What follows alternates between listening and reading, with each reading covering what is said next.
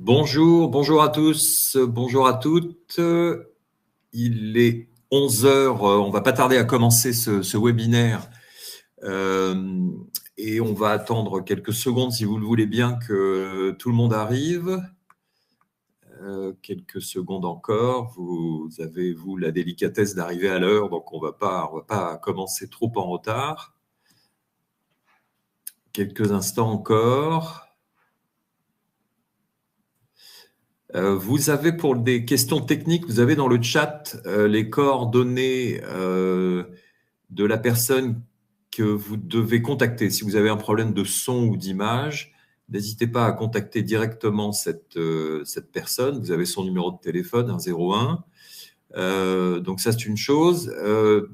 Va également participer à ce webinaire Odile qui va gérer l'ensemble des messages que vous allez pouvoir m'envoyer, des messages, des questions que vous allez m'envoyer.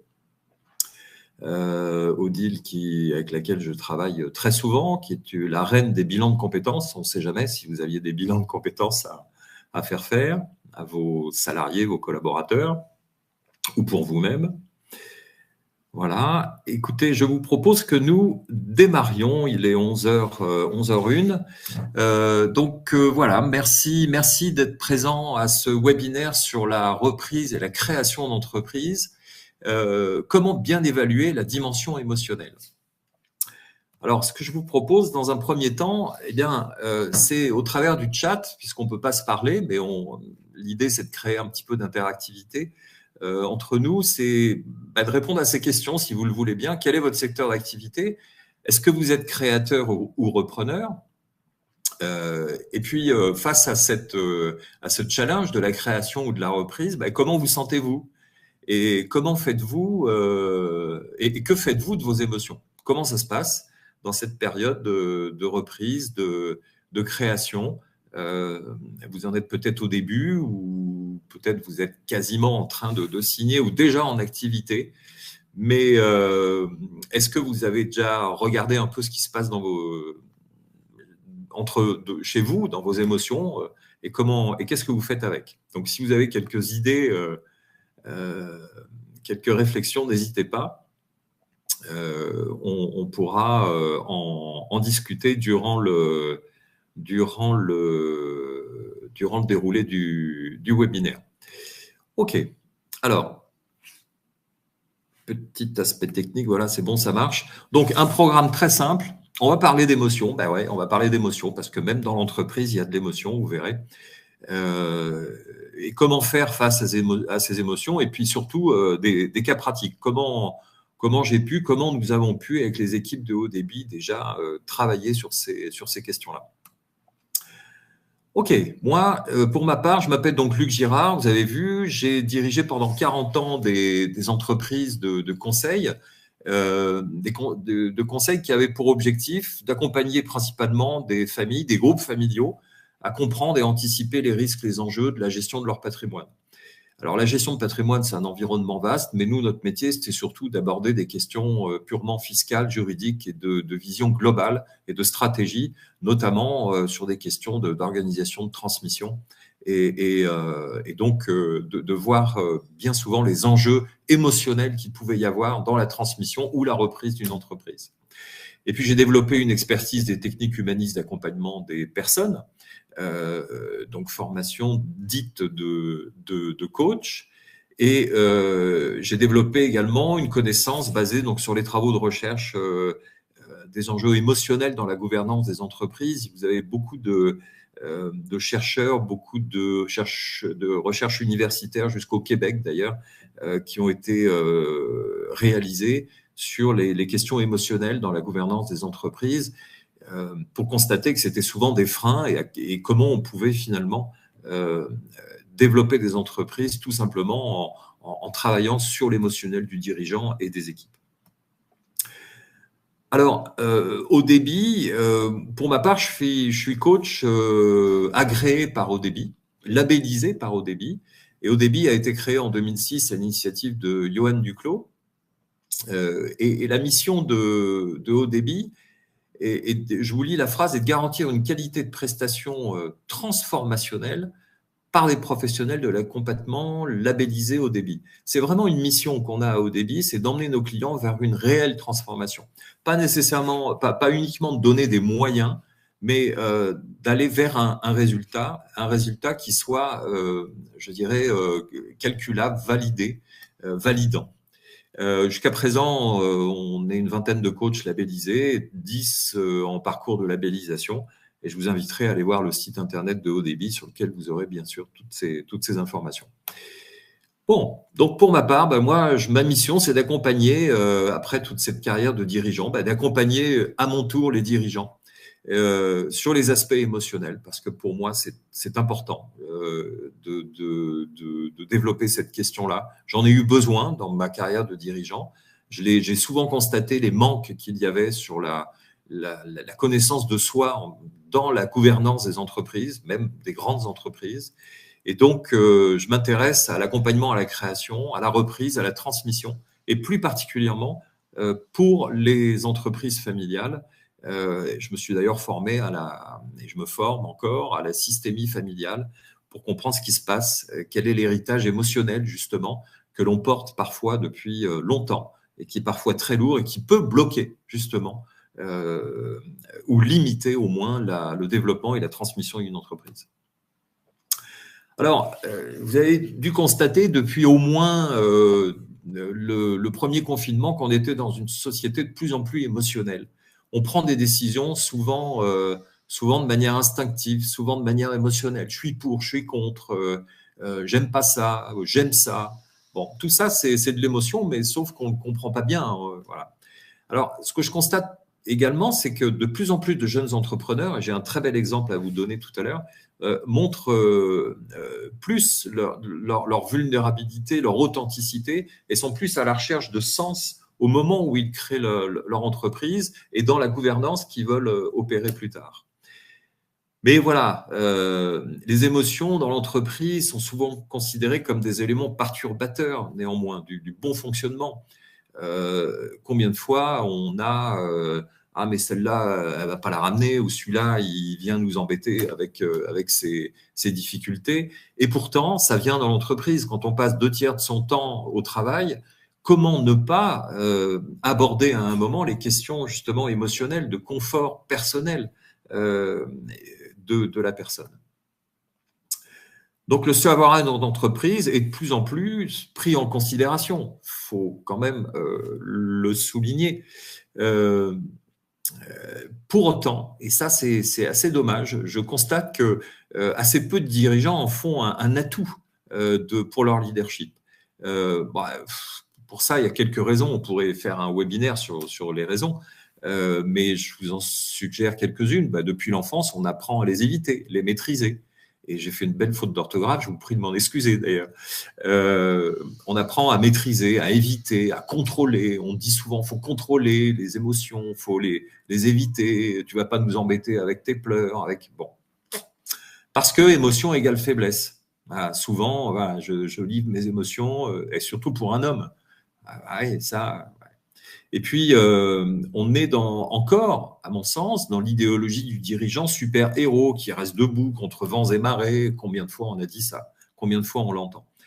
Oh, c'est peut-être la raison, tout simplement, en est que on a, en tant que dirigeant, et moi je l'ai connu personnellement, c'est livrer ses émotions, c'est aussi peut-être avoir peur du débordement, avoir peur de ne pas pouvoir maîtriser les émotions, les nôtres, et puis celles de nos collaborateurs.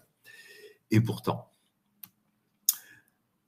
la joie, l'enthousiasme et la mise en action sont des émotions nécessaires aux dirigeants. Alors pourquoi ne pas, pour un dirigeant, au moment de la reprise ou de la création, être joyeux avec tout son entourage, être enthousiaste, ne pas avoir peur de cette mise en action et de la montrer.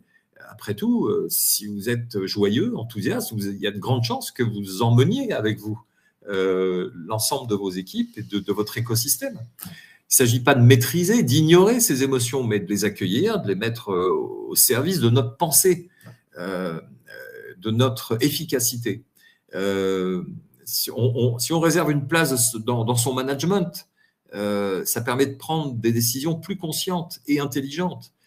Si on se connaît mieux sur son émotionnel, Et c'est bien l'objectif de mon travail avec mes clients, c'est de leur permettre de mieux se connaître, de mieux s'aligner de manière consciente avec leur émotionnel. Ça développe tout simplement une intelligence bien plus grande et une capacité à prendre des décisions avec beaucoup plus de réalité et inévitablement d'efficacité. Et surtout dans ce contexte de ce monde un peu dingue, un peu beaucoup, vous le voyez tous les jours, où il faut prendre des décisions très vite. Et ça, bon, le système est comme ça. Mais si on n'est pas bien aligné sur ses émotions, comment prendre des décisions vite et être dans l'efficacité? Là, je pense qu'il y a un moment, il y a une contradiction et on se met en risque. Donc, alors une petite stat que j'ai trouvée, je ne sais plus où, mais je comprends bien, c'est que la perte de productivité liée à une mauvaise gestion des émotions en entreprise est estimée environ à 30%. Bon, voilà, ça va dépendre des entreprises, évidemment. Du temps perdu à gérer des conflits, il y en a, des rumeurs, des situations de stress, de souffrance. Ça existe en entreprise, vous le voyez. Stress, souffrance, les rumeurs, tout ça, on perd un temps dingue avec ça. Alors qu'aujourd'hui, il suffirait de parler d'émotions, de parler d'humain en entreprise, et je peux vous assurer d'une chose, c'est que le simple fait d'en parler permet déjà de pouvoir, éloigner beaucoup de risques justement de blocage, de stress et de souffrance. Et quand on est dirigeant, s'autoriser à travailler sur ses émotions, c'est autoriser les émotions dans l'entreprise. Mais il s'agit bien de travailler les émotions au service de l'entreprise. Et l'intelligence émotionnelle du leader est l'un des enjeux majeurs de la transformation culturelle de l'entreprise. Aujourd'hui, on parle beaucoup d'écologie en général pour l'entreprise. Quel est mon impact, mon impact écologique? Il me semble que pour avoir une prise de conscience sur l'impact que l'on a sur le monde, sur la société, sur le climat, sur les personnes, en général, à l'extérieur, il me semble que travailler d'abord sur soi en tant que dirigeant et travailler sur soi avec l'équipe qui compose l'entreprise me semble être important d'abord de travailler sur soi avant de vouloir agir sur le monde. Ça me semble être plus un chemin vertueux et efficace et dynamique. Le leadership n'a plus grand-chose aujourd'hui à voir avec le pouvoir, le contrôle, la hiérarchie. On le constate tous les jours. Il s'agit de montrer la voie, d'influencer des actes et des mots. Le rôle du dirigeant aujourd'hui, c'est plus d'être un guide, d'être un accompagnateur, plutôt que d'être en haut d'une hiérarchie, d'être dans le contrôle et d'exercer un pouvoir. On peut exercer un pouvoir, je vous assure qu'on peut exercer un pouvoir en étant simplement un accompagnateur de ses collaborateurs. Peut-être que finalement, le vrai pouvoir, c'est ça.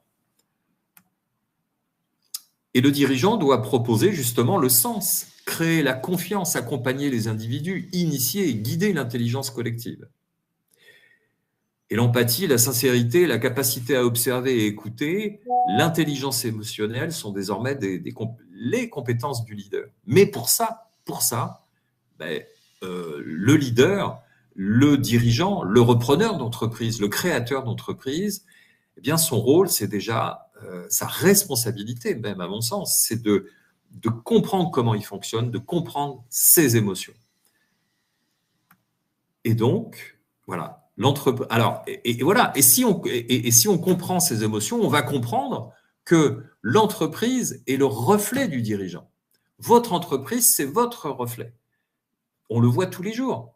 Mais encore faut-il le comprendre. Et si on le comprend, on va être bien meilleur. On va être bien meilleur aussi pour développer son entreprise. Les points forts, les points faibles de l'entreprise sont souvent le reflet de ceux du dirigeant. C'est pas souvent, c'est tout le temps. Alors peut-être que pour des grandes entreprises, peut-être que l'image du dirigeant se dilue. Encore que, regardez les grands patrons d'industrie aujourd'hui, à quel point leur image marque le développement de l'entreprise. Je peux vous assurer que même même pour une boîte de 5 salariés, évidemment, c'est d'autant plus marqué que le dirigeant marque l'évolution de son entreprise. Donc, par ses croyances, sa culture, son expérience, son histoire familiale, et même son inconscient, le dirigeant va considérablement influencer le pilotage de son entreprise. L'histoire familiale, c'est aussi quand vous avez une entreprise détenue par une famille, un groupe familial. Regardez à quel point la culture, les valeurs de l'entreprise sont marquées par l'histoire de la famille. Il y a un moment, ça, il faut le comprendre pour peut-être se libérer de croyances limitantes, croyances familiales, personnelles, limitantes, et libérer des énergies. Je peux vous assurer que ça fonctionne, on va le voir dans des exemples après. Et donc, parce qu'il a créé, repris l'entreprise sur la base de motivations psychologiques et souvent inconscientes, la personnalité des dirigeants, chefs d'entreprise, créateurs, repreneurs, constitue inévitablement l'ADN et les vraies fondations de l'entreprise. Et ça pour qu'un dirigeant comprenne ça, il ne peut passer que par un travail sur lui-même. On peut pas l'improviser, ça. Il y a un travail à faire. Et donc, qu'est-ce que je propose ? C'est de travailler sur le pourquoi. Moi, j'aime bien travailler sur cette question du pourquoi. Pourquoi je fais les choses ? Alors, pourquoi ça se traduirait de cette manière-là ? C'est se poser des questions profondes sur nos valeurs, nos passions, nos aspirations. Qu'est-ce qui nous motiverait réellement ? Qu'est-ce qui nous donne un réel sentiment de satisfaction dans cette création, dans cette reprise, dans ce pilotage d'entreprise ? Satisfaction, accomplissement. Et puis, ça nous permet aussi d'identifier nos forces, nos talents, et nos talents surtout les plus uniques, de sorte que ça devienne un moteur pour nous-mêmes déjà, pour notre entreprise, et puis peut-être pour notre famille, notre entourage. Et puis de passer en revue nos expériences passées, qu'elles soient professionnelles, personnelles, identifier les moments où on a ressenti le plus de joie, de fierté, de satisfaction. Tout ça, c'est émotionnel, mais ça s'est traduit par des éléments qui nous ont construits finalement dans notre vie. Et quels sont les thèmes récurrents ou les valeurs sous-jacentes qui ont émergé ? Qu'est-ce qu'on a tiré de nos expériences ? Qu'est-ce qu'on en a tiré en termes, certes, pratiques, mais qu'est-ce qu'on en a tiré aussi en termes d'émotionnel ? Vous voyez, là, ça se tient ici. Et puis, ce qui me semble important, c'est de déterminer une vision. Alors, pas la vision qui est déterminée par une agence de com', et puis que vous mettez sur votre pub, et puis que vous vivez jamais dans votre entreprise. Non. Visualiser l'avenir que vous souhaitez créer avec votre entreprise, c'est réfléchir à l'impact que vous voulez avoir sur vos clients, vos employés et la société en général. Plus vous allez avoir cette vision sur l'impact que vous voulez donner sur votre entreprise, vos salariés et l'entourage, l'écosystème et le monde, pourquoi pas, plus vous serez focalisé sur les réelles raisons qui vous permettent de développer votre entreprise, déjà pour laquelle vous les avez reprises ou créées, et pour lesquelles vous développez votre entreprise. Vous communiquerez beaucoup mieux ces raisons, cette vision, ces valeurs à vos collaborateurs, et ça vous aidera à surmonter, mais avec beaucoup plus de facilité, tous les obstacles qui se présentent. Et comprendre son pourquoi, c'est acquérir une meilleure conscience des raisons de notre démarche en tant que dirigeant et acquérir une lucidité accrue sur soi-même. C'est un enjeu profondément crucial aujourd'hui, et les enjeux et les conséquences sur notre vie. Qu'est-ce que je veux vraiment et quelles conséquences ça peut avoir sur ma vie ? Alors, ce que je vous propose, on a largement le temps, c'est top, c'est de partir sur des exemples. Parce que c'est bien beau toute cette théorie, mais comment ça se traduit sur le terrain ? Je vais vous parler d'un client qui a repris l'entreprise familiale et qui, à un moment, assez vite d'ailleurs, pas au bout de 10 ans, ressent une profonde démotivation, signe d'un manque d'espace vital et un manque d'expression de soi. Alors, la raison, vous l'avez sous les yeux, c'est que son père, qui a créé l'entreprise, est toujours là. Il traite avec des clients historiques, pourquoi pas, et donne son avis sur tout. Et l'accompagnement a consisté à aider le client à prendre pleinement sa place de dirigeant et à faciliter le dialogue avec son père. Parce que le dialogue, il était extrêmement réduit. Alors, première étape, il a fallu faire un travail sur lui, sur ce fils, pour comprendre les relations avec son père. Et donc là, on est passé par des questions purement émotionnelles. Qu'est-ce qui se passe dans mon rapport avec mon père? Bon, ok. Et puis en recentrant le désir du travail et de l'intérêt pour le métier. Profonde démotivation, est-ce que je suis réellement fait pour ce métier finalement? J'ai repris l'entreprise de mon père, mais est-ce que je l'ai fait parce que mon père me l'a demandé, parce que la famille me le demandait, parce que l'écosystème familial, en quelque sorte, me le demandait, ou est-ce que c'est réellement une décision que j'ai prise? Est-ce que c'est mon chemin de vie? Est-ce que c'est ma ligne de vie? Est-ce que c'est ce que je veux réellement? D'abord, ce métier, et puis ce modèle de travail, ce modèle d'organisation, est-ce que c'est réellement ce que je veux? Eh bien, il a fallu travailler sur ces questions-là, repréciser les ambitions et les besoins personnels. Qui je suis réellement, comment je fais pour que cette entreprise devienne mon entreprise. Et il a fallu également accompagner à comprendre l'histoire familiale, l'émotionnel familial. Qu'est-ce qui fait que le papa avait créé cette entreprise? Il me semble même qu'il y avait un grand-père à l'origine qui avait créé la boîte de mémoire. C'est même sûr d'ailleurs. Enfin, ça a été un peu confus dans le temps, mais le gros décollage, c'était avec le père. Mais pour autant, quelle était l'histoire de la famille? Vous le sentez peut-être parfois dans vos familles, on porte le poids de l'histoire familiale, des bons moments, mais aussi et parfois surtout des mauvais, des difficiles. Et donc, comment mettre ça à plat et comment faire en sorte que ce repreneur, ce fils, ne porte pas tout le poids de l'histoire familiale. Donc, il faut la comprendre. Et après, se dire, voilà, qu'est-ce qui dépend de moi? Qu'est-ce qui ne dépend pas de moi? Qu'est-ce que je prends? Qu'est-ce que je garde? Mais avoir ce libre arbitre. Et puis, on nous a nommé les risques de cette situation pour l'entreprise et la famille. Donc, il a fallu créer du dialogue avec le papa.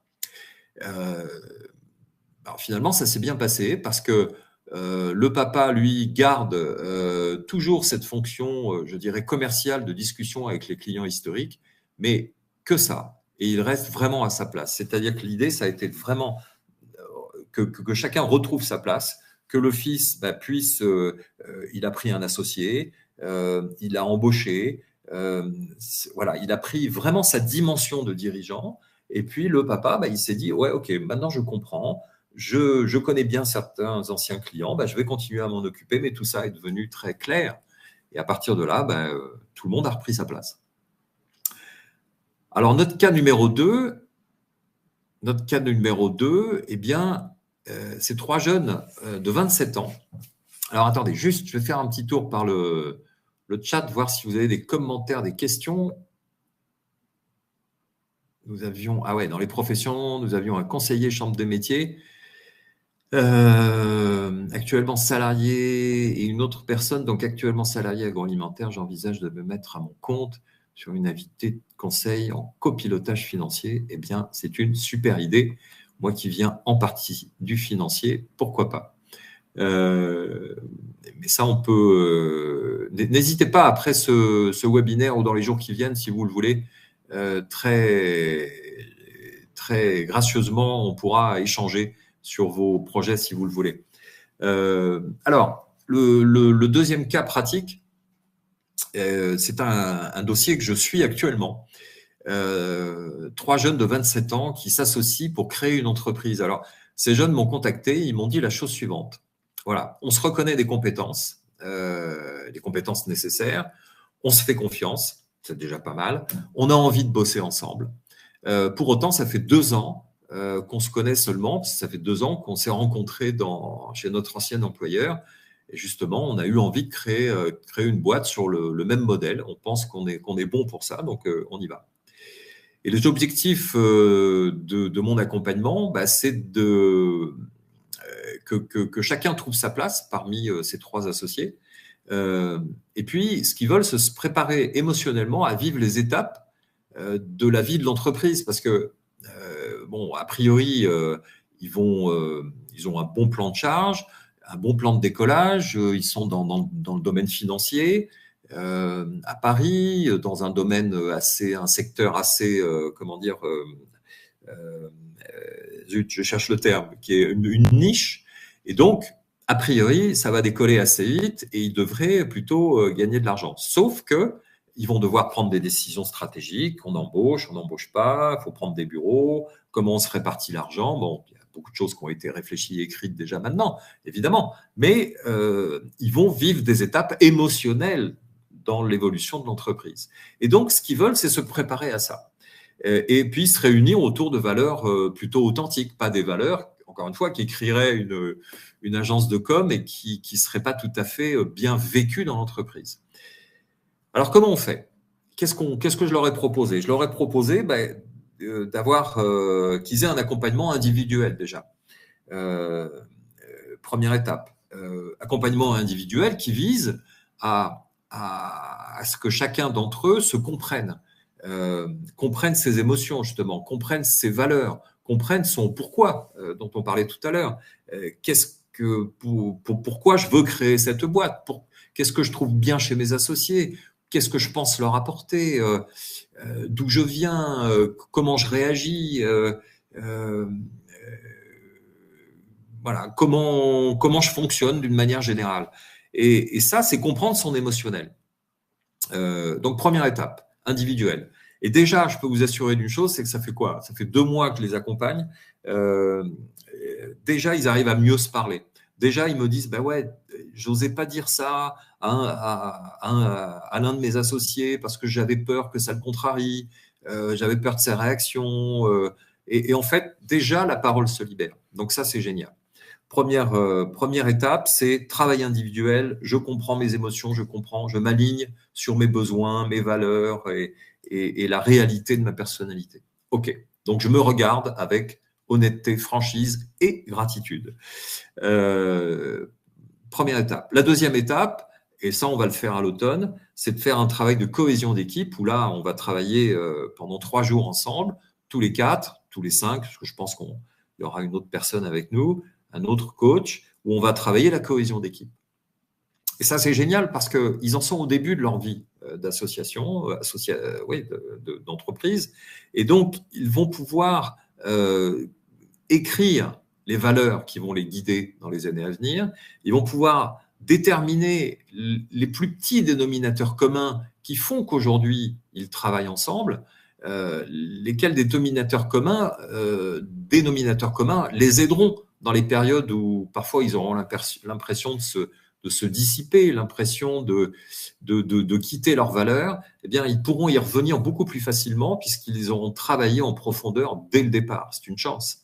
Et puis, quand ils vont pouvoir recruter, eh bien, ils vont recruter. D'abord, ils vont, je pense, attirer beaucoup mieux des collaborateurs dans la mesure où ils auront travailler les valeurs de l'entreprise, travailler l'émotionnel. Ils sauront exactement comment se situer.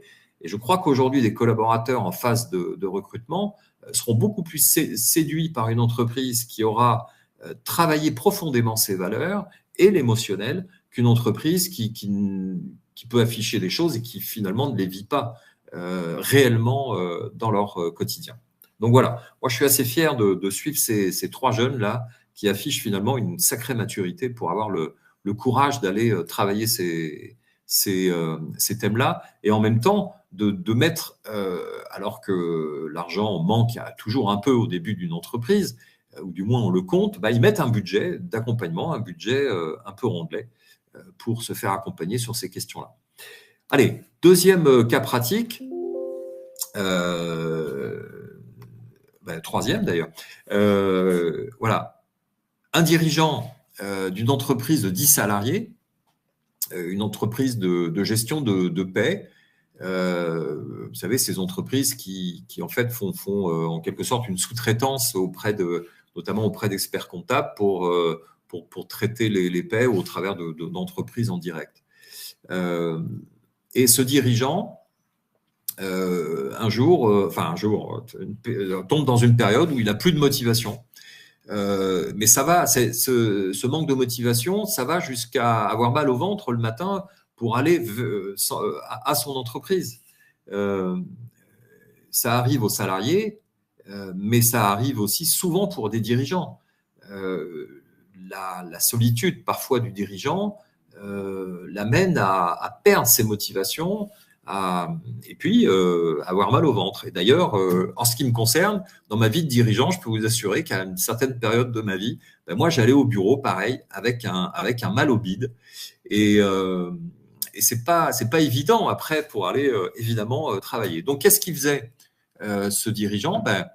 Il ne voyait plus que l'opérationnel. Donc, pour peut-être se rassurer, il se mettait la tête dans le moteur et puis il y allait. Sauf que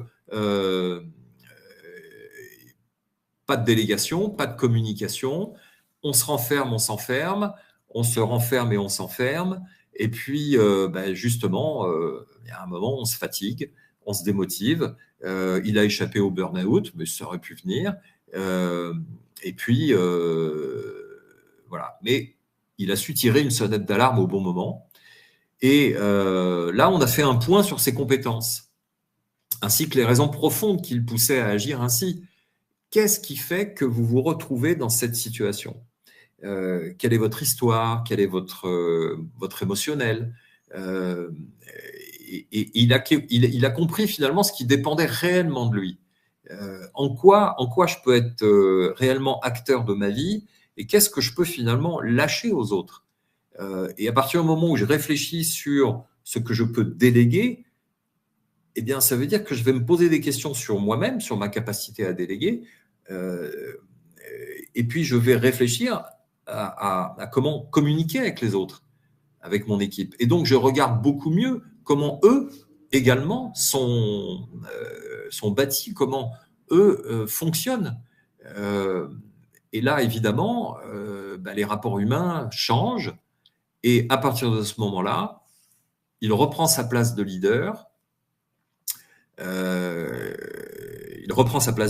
vais y arriver, sa place de dirigeant. Et il a finalement réussi à beaucoup mieux déléguer, à faire confiance, à se faire confiance d'abord.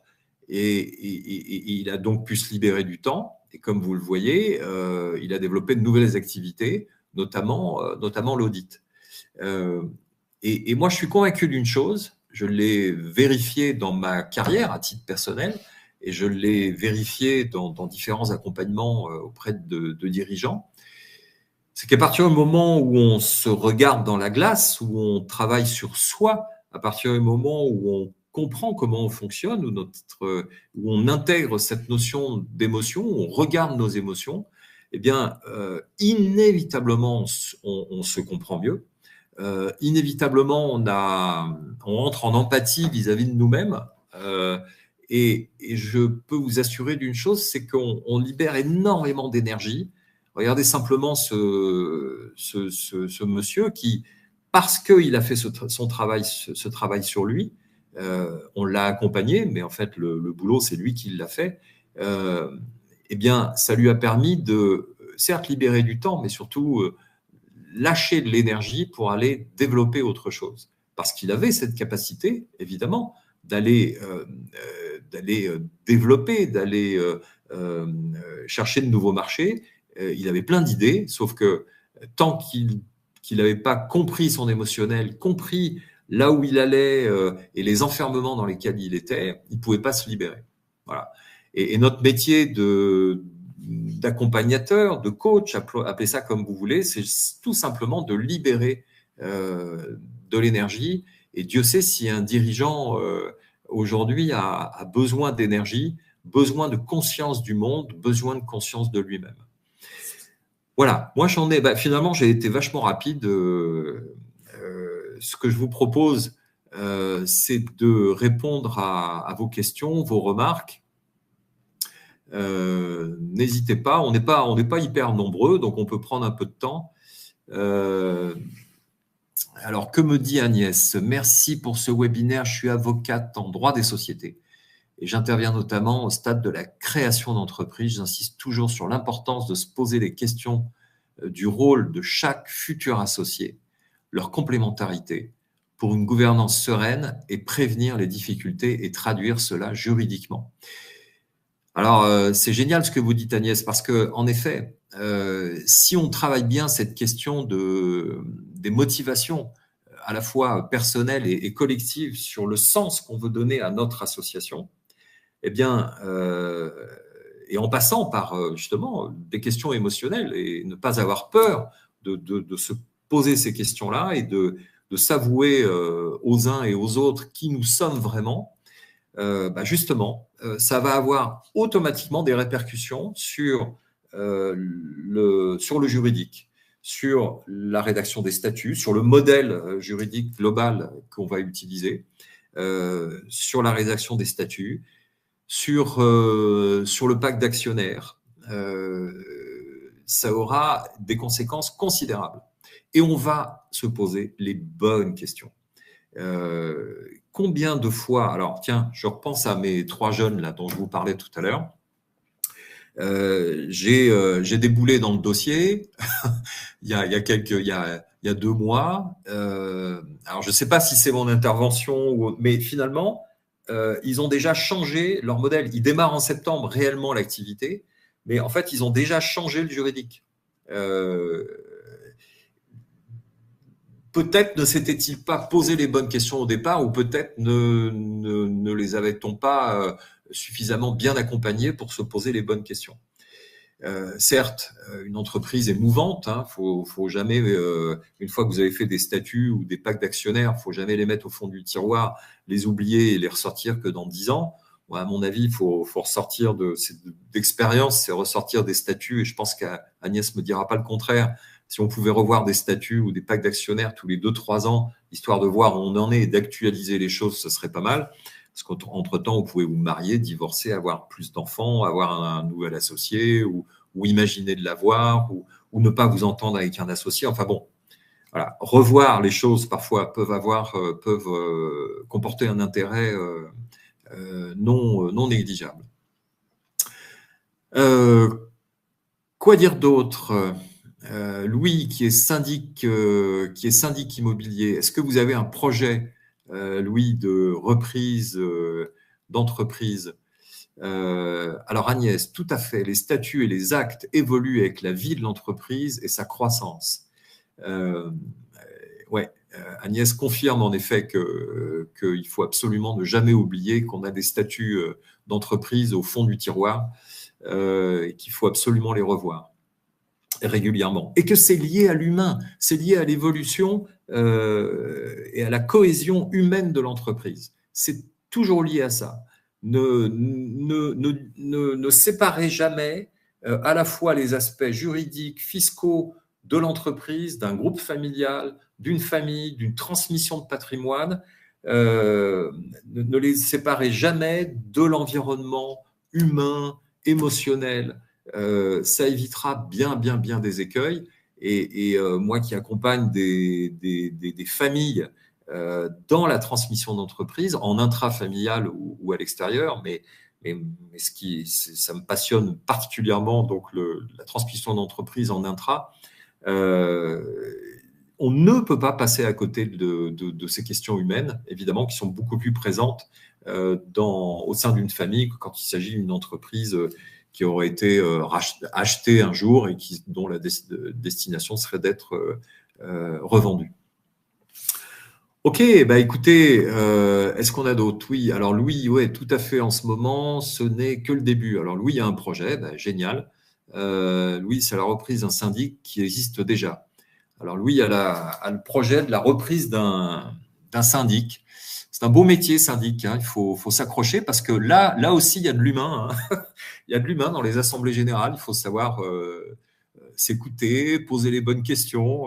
C'est parfois sympa, mais beau projet. un métier en pleine évolution, les métiers de syndic. Je vous souhaite bon vent Louis pour votre projet. Quoi d'autre? Écoutez, je n'ai pas d'autres commentaires ou questions. Merci pour votre présence et je serai heureux de pouvoir dans l'avenir échanger avec vous si vous le souhaitez sur nos métiers. Et Louis me dit, c'est la reprise d'un syndic qui existe déjà avec les copropriétaires. Ouais, avec les copropriétaires en assemblée générale, c'est toujours amusant. Bon, voilà. Je vous remercie pour votre présence, votre attention, les quelques échanges que nous avons eus. Et on se retrouve quand vous voulez. Bonne journée à vous et à très vite. Et bon vent dans vos projets.